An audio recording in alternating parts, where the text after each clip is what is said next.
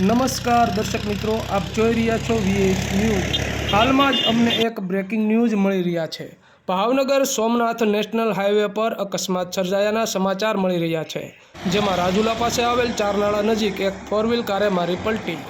સૂત્રો પાસેથી મળતી માહિતી અનુસાર Honda Creta 4 wheel car Una તરફથી રાજુલા તરફ આવી રહી હતી। તે દરમિયાન સામેથી આવી રહેલ ટાટા મેજિક કારને બચાવવા જતાં સ્ટેરિંગ પરનો કાબુ ગુમાવતા હોન્ડા ક્રેટા કારે પલટી મારી હતી અને હોન્ડા ક્રેટા કારમાં સવાર 2 વ્યક્તિનો આબાદ બચાવ થયાનું સૂત્રો પાસેથી જાણવા મળી રહ્યું છે।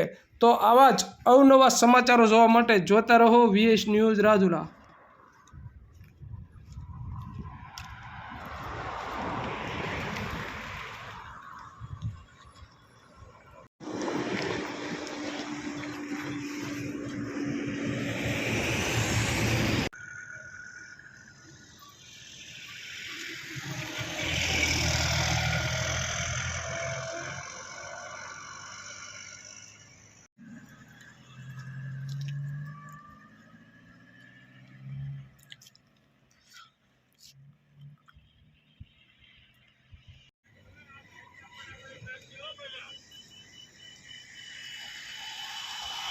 લાગે